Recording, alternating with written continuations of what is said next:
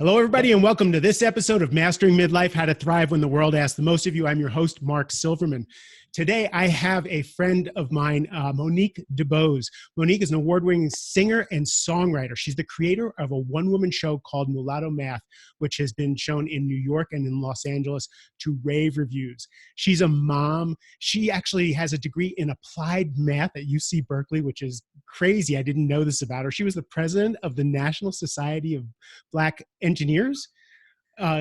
She's so accomplished, so amazing. The woman has the most amazing voice. She actually, this podcast wouldn't have been possible, and now I'm going to make her blush if you saw the video, without her, because Monique helped me find my voice. I wouldn't sing in public. I didn't want to express in public until I worked with Monique and her amazing coaching abilities to bring out this voice. So Monique, thank you for being on the show. It is my pleasure. I'm so happy.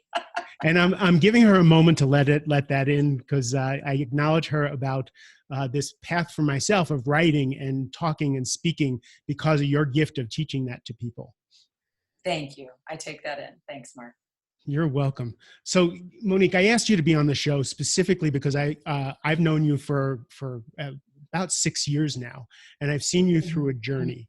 What people see now, and I know you're going to blush again, is, a very glamorous, very successful, and very accomplished woman, both before and after you had kids. But I remember when you had your second kid, you weren't at your best. It was, before you had kids, you had this career where you were singing around the world and you were doing all kinds of stuff. You got married, you had kids. And then I remember you talking about trying to figure out who you were as a mom, as a woman, as a professional person. And you're so dedicated to being a mom that question seems to be threatening to a lot of women to figure that out. So I wanted to just talk about that on the show today. Cool. Yeah. No, I'm happy to talk about that. And it's so funny. I haven't really, I think I stay so in the moment of where I am. I haven't even thought about that in a while. But yes, I remember I was very clear when the time came that I was to have children. Rich and I were to have children. And that was never my plan as a young girl. Some young women or girls are thinking, oh, I can't wait to get married. Oh, I can't wait to have my family. I was not the one. That was not me. I wasn't against it, but I just didn't think about it. But fast forward to, we've had our first child. And I remember thinking before we had him, I was thinking, oh, we're going to have 3 because that's such a beautiful number. And if 2 have a problem with each other, there'll always be that other one to, make sure everybody stays together. So it was very logical. And then after we had Kaleo, I was like, oh no, he's having one more, just a sibling. That's a lot. I did the same thing at 3. My ex and I had 2 kids, and she says, let's have a third. I'm like, no. You're like, we're good. We're good. We've got 2 gorgeous boys. We're good. So yeah, after Ellington, I think with Kaleo having 1 child, there's the newness of having a baby and all the fun and the sparkliness of the new experience, in addition to the exhaustion and all that. And then when I had Ellington, I don't tell many people this, but now I'm going to tell the world, since you are the Oprah of podcasts. When I had Ellington, the first moment that our eyes locked, now mind you, he was a baby, so he probably couldn't see me with those eyes, but his soul spoke to me very clearly. And there was such an intensity when we had our eyes locked that I was terrified, honestly. I was like, this child is a beast in the best, most powerful way. So in addition to having a beast of a child that I knew I was going to be raising, it was also 2 children, and I kept feeling further and further away from myself as a woman out in the world, as a woman who could take care of herself, as somebody who was accomplished and that kind of thing. There is absolutely no glamour for a woman who works full-time all the time being a mother. There's just no, there's no accolades. There's no celebration, really. And I was feeling all of that because I was at home. My boobs were not my own. I was not feeling attractive. I was feeling exhausted. And yet I was partnered with somebody who was really taking off doing their own thing. My husband was really like in his flow and really starting to like find his footing, and the world was responding back to him. And I think I'm a competitive person on some levels. And I was feeling like I was really losing the race of life, really. I mean, but he was like my closest mirror to that. Never mind, I had birthed 2 amazing miracle creations. That's like itself a miracle and amazingness. But that is where I was. So I felt like I didn't have value. I felt like I couldn't, if I wanted to bolt and leave, I couldn't, because I didn't have a way to make money at this point. We had agreed that I would, stay home and take care of the kids. And it wasn't his decision or that kind of thing. It was both of us. And I felt like that was the right thing to do. But I also realized how vulnerable a position I put myself in. Because if I was tired of him, or if I felt like I wanted to do something different, I just couldn't make that happen on my own anymore. And that is one of the scariest places I've ever been. Because my parents raised us, mostly my dad, in this belief. He raised us. He's like, I just wanted to make sure that my 3 daughters could take care of themselves, that I wouldn't have to take care of you once you got home. And I couldn't do that anymore. And that was terrifying to me. So it was really challenging. And there was a lot of like sadness and depressed days and that kind of thing. And there was also, it was coupled also with like great joy and like, wow, look at this human life. So, but I didn't know who I was anymore. It's interesting. So. I think this is a new narrative for women who grew up of your generation, where you grew up learning, not expecting to get married, have kids, be taken care of, and all that stuff. That wasn't the goal. The goal was to learn who you were, to be self-sufficient, to pay your own bills, right? And then to marry someone and to surrender to that. From this place, there's not a lot of predecessors to help you figure out how to navigate being a woman in a marriage, and being independent, and being strong, and being powerful, and being vulnerable, and being a mom, and right, all that stuff. And how do you put all that together? Yeah, a lot of ice cream. Yeah, it was just it's. I'm still in that journey, quite honestly. Like, I mean, I definitely have crossed some thresholds and crossed some milestones with it, but it's constant work. It's constant self-reflection. It's constant being honest with yourself. It's constant having to accept that there's got to be something greater than just you and this material world. Because if you have just that it's me and the world, like, it feels like you're going to be swallowed by the ocean. So refining faith, having to like step out like blindly and trust that the man I'm with is not somebody who's going to try and hold me down, or when ideas show up, and me wanting to like really enroll him to support me with the children, that I go out and do my thing, that he's willing to do that. And being actually, like, one of the big ones for me with this was also being able to really receive. You know how you made that joke about me not receiving, that I've really helped you with your voice? Like, I do get that. I know what I do is really powerful, and it really helps people. I see that.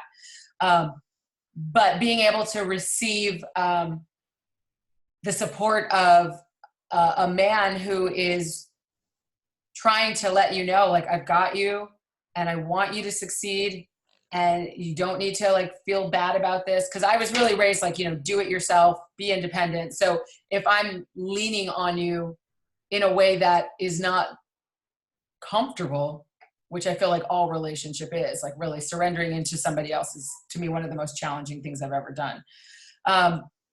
But if I wasn't willing to do that, then I wasn't able to move. So I really had to let go. I had to do a lot of self-forgiveness. I had to let go of a lot of like limiting beliefs around what it means to be dependent on somebody, but not. Can you define a limiting belief?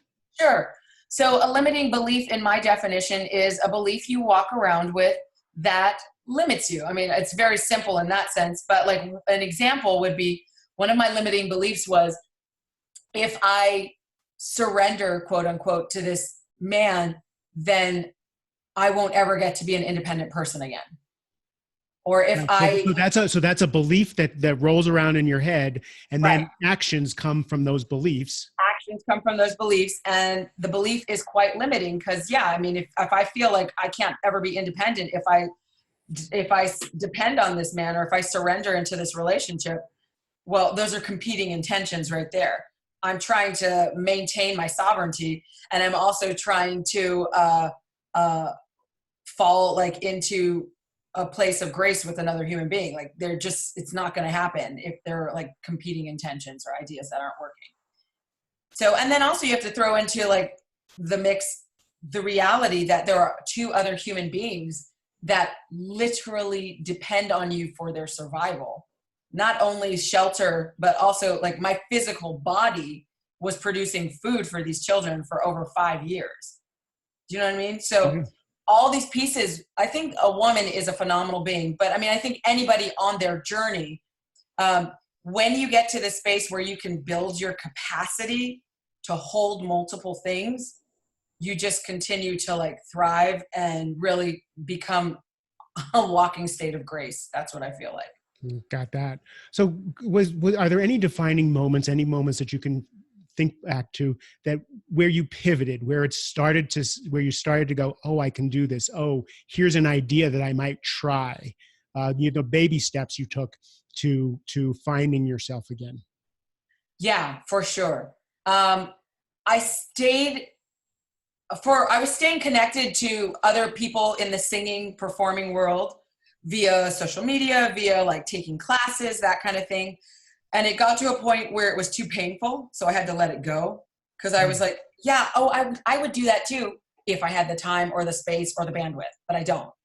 And so it got too painful. So I had to reorient my relationship because with those people, and with the idea that I have to do everything that I'm seeing other people do. So a moment was witnessing a friend actually have an amazing role, a life-changing role on Broadway. And knowing that was just not possible. Like, even if that was an opportunity that was given to me by a fairy godmother, I would still feel like really threatened by, well, I still have to take care of these kids. I still have to, I just wouldn't be able to do that. So when I saw that, it was like, there was like a moment of, that is not your life. So really it was the lesson of the learning was, you have your own unique life. You need to stay in your lane, and not in a you don't deserve things or that, but let's be present with what is actually yours. Let's work with what you've got. Mm-hmm. And there was some real relief in that. So I think because that was such an ultimate, beautiful, manifestation for my friend, I got to this place of, yeah, okay, all right, let me just let this go. So it was kind of a pivoting point for me. That's huge. I think letting go of what we think should be, right, or could be, all that stuff, and really taking a look at the deck of cards that we have, and saying, now where do I start? Where do I start? And then finding a way to be grateful for what you have. Just because I was looking at it as oh man, I don't have this. I can't get here. I can't do this because of this. Things that I'm actually really happy about, but I can't do it all. And then getting to a place of, okay, this is what I've got. Let me really practice gratitude. So I literally, Mark, for those of you people who are going to watch it, I have boxes of note cards that are gratitudes for every day. I write one every day. And just to keep me in the present moment and really stay with what do I have right now? Never, ever, ever, ever, ever, ever underestimate the power of the cliche gratitude list. Yeah. Right? Never, ever, ever just because everybody puts it on their 12 things to do to be happy doesn't mean it doesn't help. Doesn't work. Tremendously, right? Oh my God. So what was the first baby step that you took outside the house to go become professional again? I re-enrolled in a class of professional singers who were learning to sight sing. I just put myself back in that mix. And then baby step. That was a baby step. That wasn't Broadway. That was taking a class. Yeah. It was just letting myself be back in the flow of that energy. I let myself do small performances, and that wasn't actually a baby step, but that was like, even like, you know, stepping onto the stage at maybe Rich's event was like a big, huge deal for me, because it was me going out into the world and saying, this is who I am again. I'm not perfect. I'm not exactly where I would like to be, but I'm going to put myself out there. So for context, Monique's husband, Rich, runs seminars for a few hundred people at a time. And I've seen Monique perform at some of these and just blow the audience away. So it was really a great, it wasn't like a little thing to do that. Those were substantive audiences. Yeah. Fair point, Mark. And then also like time, like really just accepting that everything has its perfect time. Like when Ellington, our youngest, started preschool around 3 years old, that was actually a moment where I was like, oh, I don't have somebody pulling on my like shirt, or like I've got like 6 hours just by myself. So I literally took a lot of that time where I just kind of sat and regained consciousness, quite honestly. So everything, like getting okay with the fact that everything has its perfect time and season. It really is letting go of comparing yourselves to others, because we have to just turn our attention back to ourselves and focus on what we have and what we're to do on the planet. So comparing is terrible. Agreed. I just go back to your sitting for a while. You know, once all the chaos starts to settle and you find that you have a couple of hours to yourself, you didn't just jump right into activity. You actually took a moment to let your body and your nervous system slow down and to start to reacquaint yourself with yourself. And to be fair, I did try to jump right back in. I really did, but I was just failing. I just energetically, I didn't have it. And so that was actually like a really challenging moment too, where it's like, okay, I'm not there. And then I had to sit in a state of like what felt like maybe sadness or defeat or like frustration. And then as my body just started to calm itself, because there was not outside energy, then I was able to see like, oh, I need to take this moment. Mm. Yeah. So what was the breakthrough? What was the first triumphant moment where you started to feel like, oh my God, I'm out here in the world again? That's a great question. I don't know if this is the breakthrough, but I'm going to say it is in this moment. And if something else comes, I'll share that. I decided to work with a writing coach to help me flush out ideas for the show I had been thinking about. I'd always said I wanted to write a one-person show, and just that was it. I always said I would do it, but I didn't have structure. I didn't have time. I didn't have courage, all of it. And so I finally enlisted myself in a class with this writing coach. And over the course of that time, the bare bones of my show, Mulatto Math, Summing Up the Race Equation in America, were formed. And at the end of that, I did a reading for it. And then I went into like, oh, I could actually produce this and do a run of it. And so then I started bringing people on board, had a nightmare of a time with somebody who, and I say this because I think it's important. And the point of why it's important is I didn't think I knew how to do theater because it was a new avenue for me. I knew how to do music in my way, but theater I did not know. And so a woman who was interested and who presented herself as knowing more about theater, I was like, oh, great. So I really caution people to really listen to their intuition and check why they're saying yes to things when they're on their path. Because I said yes to her and it ended up being a whole nother learning lesson of stuff. We'll just leave it at that. But I ended up pulling in the people who felt in alignment to produce this show and create what has now become a show that has traveled the states, across the United States. It's gone to the Northwest, and it's also gone out to Eastern Europe. So Wow. Tell us about the show. So Mulatto Math is a one-woman show that includes original music that I've written, and it goes through the life journey of a young mixed race woman, which I am. I have a dad from the segregated South, African-American dad, and an Irish-American mom from upstate New York. And I use my life journey as a microcosm for looking at America and how America is dealing or not dealing with this whole race equation that we've got going on. And then I also use my mathematics background. And so there's all these math equations that go on of shaping how this young girl was figuring out life with math around race. The reviews, I have never been in the right city at the right time to see this, and I'm dying to, but so many of my friends have seen this show and have just walked away just awe-inspired by what you created. Yeah, that's so, awesome. But how does that feel for you now that it's been, you birthed it, you created it while you were a mom, it's been received just beautifully. How does that feel from this vantage point? It feels great. It's a very vulnerable show. So whenever I do the show, it's like, wow, gotta go right into that, like that vulnerability.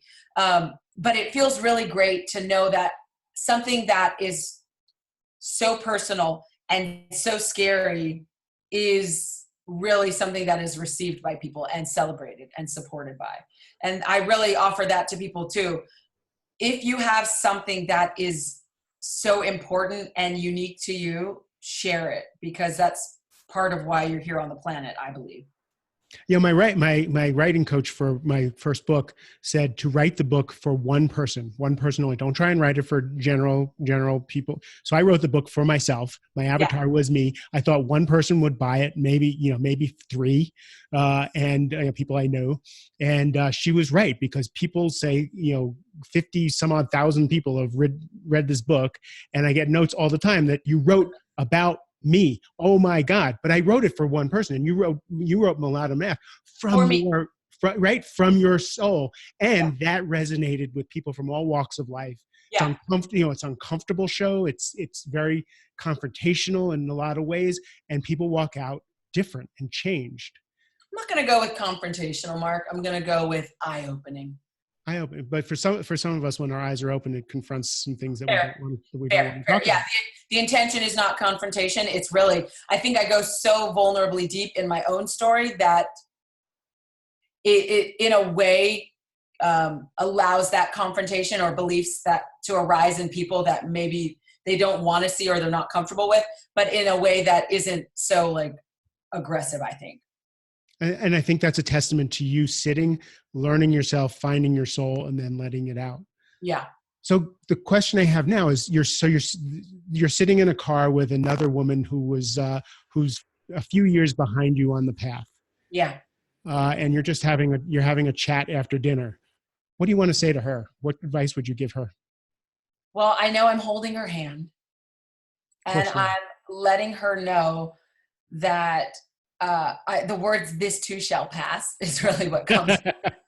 And I'm letting her know that yes, it's really challenging right now, and believe me, I understand where you are, and I know from my own experience that you will rise again, and in a way that encompasses so much more strength, so much more bandwidth, so much more capacity, because you have been on this challenging journey. So I'm like, you've got it. Keep moving, baby. You've got it. I'm here. I support you. You've got it. Like, life is yours. Just roll with it. You've got it. Nice. Thank you so much. So what's next for you? Well, I am ramping up, doing more shows in different parts of the country. I'm also, I wrote an album not too long ago too, which is, I'm starting to put more attention on putting that out into the world. So I've been doing more shows for that, and building the band for that, and hoping to like travel with it quite a bit more. And I'm going actually out to Croatia in about a week. And I'll be sharing my album out there too. I'll be doing a performance out there. That's incredible. So people can find out about tour dates for the show and for your singing from your website? which I'll put Yeah. in the show notes. But Yeah. you want to say the website out loud? Sure. For the one-person show, it's mulattomath.com. And for the album, it's MoniqueDeBosemusic.com. Okay. And I will put both of those in the show notes so people can find you and enjoy you and cherish your gifts. Monique, thank you for being here. And thank you for being so honest and vulnerable. I really appreciate that. I count on that from you. Thanks, Mark. Yeah, it's been my pleasure. Thank you for a big part of my career. I really appreciate that. To everybody else, thank you for giving me your time and your attention. And I love you. Have a great rest of the day.